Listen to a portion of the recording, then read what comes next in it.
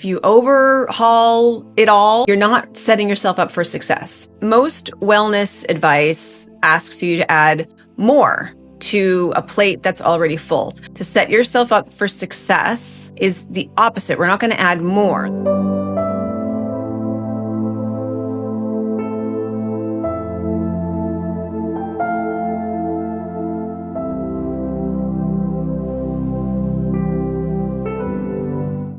Hello, I'm Kelsey Matheson. I am a success coach for women. I am a yoga teacher, and I am one of the co-owners and co-founders of Anamaya Resort in beautiful Montezuma, Costa Rica, recently named one of National Geographic's best wellness destinations in the world. The healthiest people in the world do not rely on motivation. They rely on structure. They don't white knuckle their way through meal plans or force themselves to the gym at 5 a.m. They've built their lives so that the healthy choice is the easy choice. And that's why they can sustain it for decades, because it is the easy choice. It's the easy go-to. One of my previous videos, I broke down the science behind why Costa Rica's Nicoya Peninsula is one of the world's 5 blue zones. A blue zone is where people, routinely live past 100 years old. If you haven't seen it, then we'll link it in the description. But today I want to go deeper into something specific, the daily habits that make longevity feel effortless, and specifically in these communities, and then how you can start building them into your own life without overhauling everything. Because if you overhaul it all, you're not setting yourself up for success. Right? Most wellness advice asks you to add more to a plate that's already full. More supplements, more tracking, more routines. But what Blue Zone research shows us is that it's actually the opposite. To set yourself up for success is the opposite. We're not going to add more. The longest living people on the planet actually have fewer systems, not more, right? So the first habit is one of the simplest and most powerful. It's just eat your biggest meal in the morning.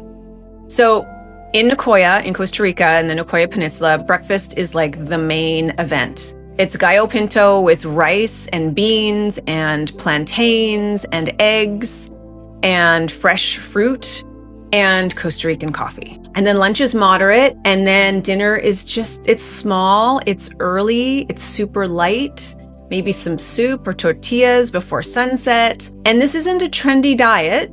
This is just how people have eaten in Costa Rica, and specifically in the Nicoya Peninsula, for generations.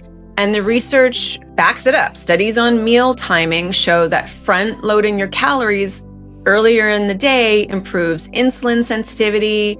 You sleep better. It reduces that late night eating and snacking, which can totally drive, weight gain and inflammation. So Nicoyans practice also what researchers call the 80% rule, very common also in Japan. So you stop eating before you feel completely full, right? And again, it's not because of counting calories. It's just the cultural norm. They've taught themselves to oh yeah, I feel about 80% full, so I'm going to stop eating. You eat until you're satisfied, not stuffed. I mean, we've all been there when we've eaten too much and you're so uncomfortable afterwards. They don't do that. I want you to think about how different that is from how most of us eat. Or maybe you see how your family eat or your friends eat. We typically skip breakfast, right? We grab something on the go. We have a very rushed lunch while we're working typically. And then our biggest meal is at dinner time, which sometimes can be late, 8 or 9 in the evening. And that's when our metabolism is already winding down, right? So we've kind of inverted this pattern. So the fix isn't complicated. Just start by making breakfast your most intentional meal. Sit down, eat real food, and then begin shifting your dinner to be lighter and then also a little earlier. Okay. And again, you don't have to do this perfectly. It's just about putting some intention into it, and you just start to slowly reverse the pattern. Okay. So the second habit is natural movement. And I really want to be specific about what that means because it's not what you might think. People who live in the Nicoya Peninsula, who live past 100, they don't exercise, okay? They move. And there's a difference. Like they will walk to the market, they will tend their gardens, they will chop wood, they'll kneel and stand multiple times a day. They're carrying things, for most of the day. Like movement isn't a separate activity. Like they don't go to the gym and schedule a workout. Like it's just literally woven into everything that they do. And one researcher who spent over 15 years studying Nicoyan centenarians observed that physical labor continues well into their 90s. Like these people are not sitting in chairs all day, right? They're in motion from sunrise to sunset. And they're also they're in motion at like a sustainable intensity, but it's like throughout the entire day. And I know that most of us can't restructure our entire day around physical movement and physical labor, but we can look at where we've engineered movement out of our lives and incorporate it back in, right? So for example, if you typically will drive to get your coffee, walk instead. Instead of taking the escalator or the elevator, take the stairs. When you're on a call, stand. Whenever I'm on a call, like an actual real call where I have my AirPods in or a headset on, I will pace. I'll just walk and walk and walk. I won't sit down. You can also buy like walking pads for your desk. There's many times where I'm on Zooms and I'll use my walking pad and I see others like on the Zoom call walking on their walking pad. Super simple, low intensity. And then organize your weekends around going for a walk in the park, gardening on a Sunday. Like the research is clear. Consistent, low intensity movement throughout the day is more protective than intense exercise followed by hours of sitting.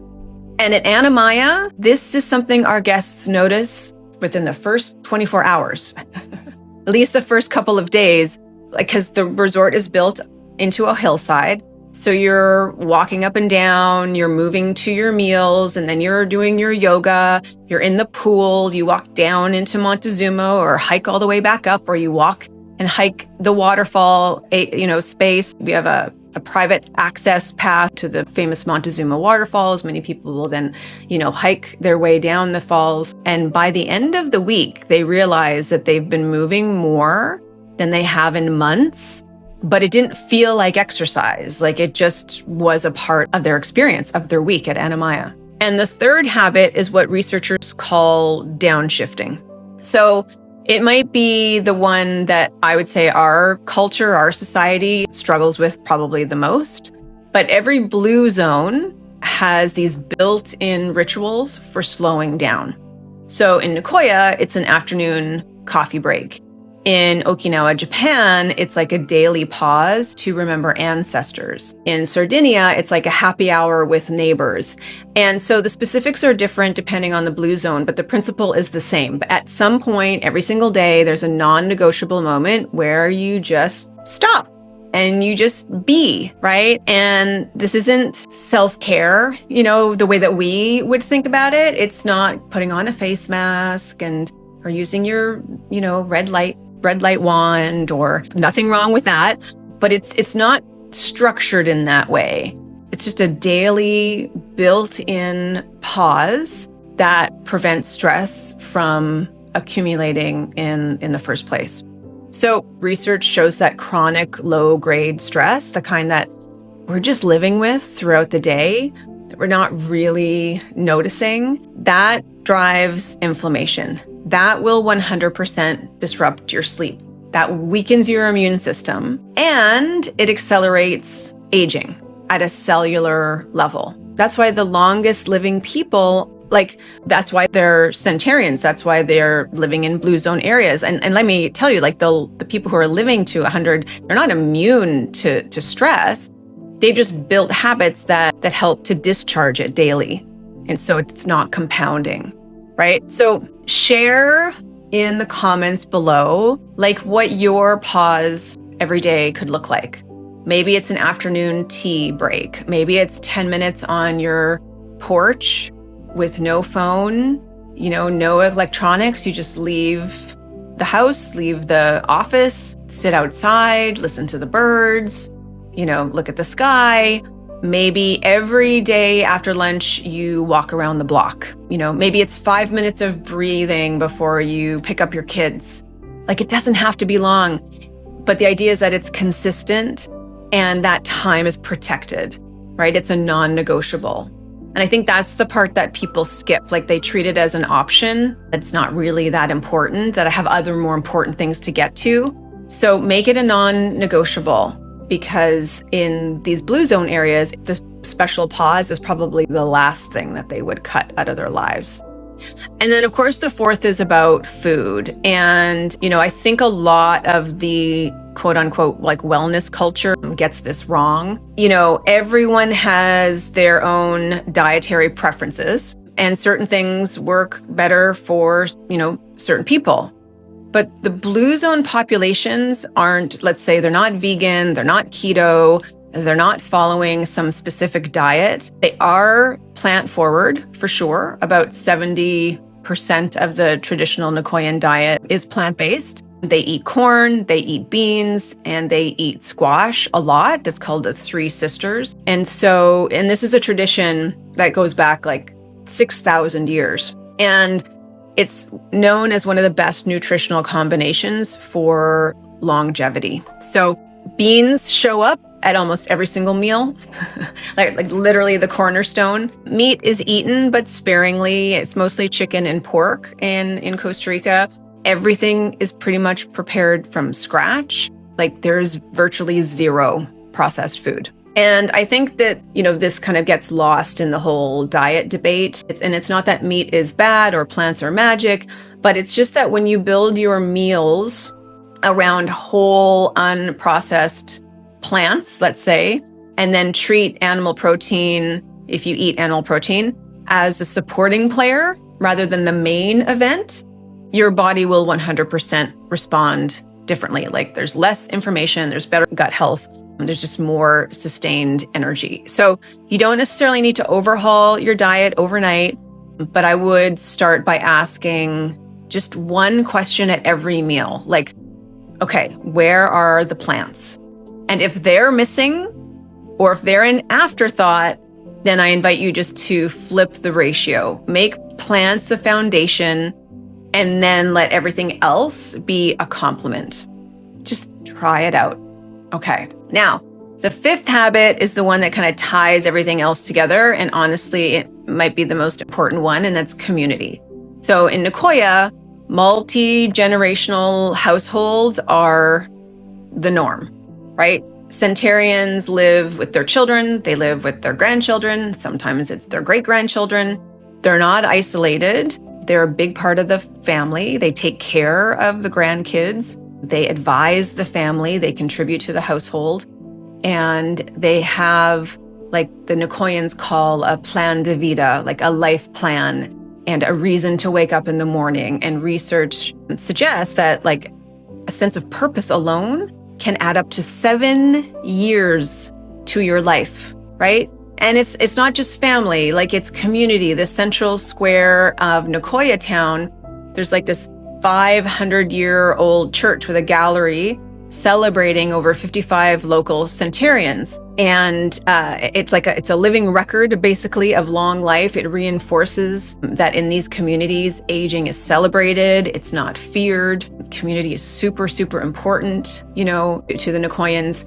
And I would say across all of the blue zones, researchers have found that the people who live the longest belong to communities, and communities that reinforce healthy behaviors. Like, they eat together, they walk together, they show up for each other. Loneliness, for example, has been shown to be like just as damaging to your health as smoking like 15 cigarettes a day. Isn't that crazy? And that's apparently from a meta-analysis of over 300,000 people. So this is one of the reasons retreat experiences can be so important, because you spend a week eating meals, really healthy, delicious meals with people, moving, practicing yoga, doing breath work, going on hikes together, swimming in the pool or in the ocean, having real conversations, being surrounded by nature, and something shifts, right? And it's not because of like one big breakthrough. It's because you remember what it feels like to be in community, to be surrounded by nature, to be just like separate from some of the stressors in your life. And at Anamaya, guests tell us all the time, they came for the food or they came for the yoga and they saw the amazing views, but really what changed them was the people that they met when, they were on their retreat. So those are your 5 Blue Zone habits. Eat your biggest meal early, stop before you're full, move naturally throughout the day instead of just sitting all day long and then exercising once. Build a practice of pause into your routine and protect it, make it non-negotiable. And make sure you're eating plants, right? And then, the rest of the meal around the plants. And then invest in community, invest in connection. So the great thing is none of these things require a subscription. None of them require equipment. None of them require willpower. They do require structure, right? So small, repeatable patterns that make these choices kind of your go-to, your default choice. And really, that's the Blue Zone secret. Like, it's never about white knuckling. It's not about discipline. It's just about designing your life in this way so that it feels like it's simple. It's just a part of it. And if you want to go deeper on the science behind why the Nicoya Peninsula is a blue zone, you can watch my other video. I'll link it here in the description. And if you want to experience what it feels like to live this way for a full week, to eat nourishing food and move your body and be in nature and slow down and connect to amazing people around the world, then visit Anamaya.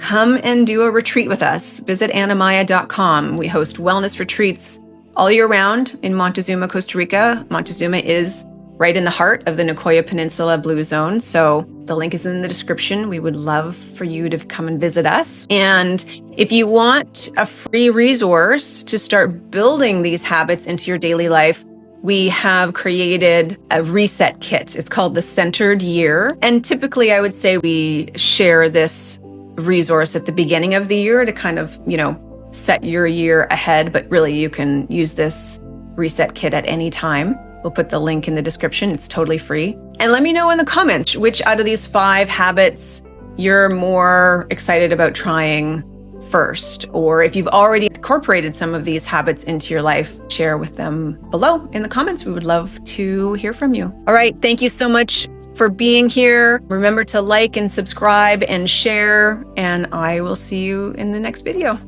Ciao for now.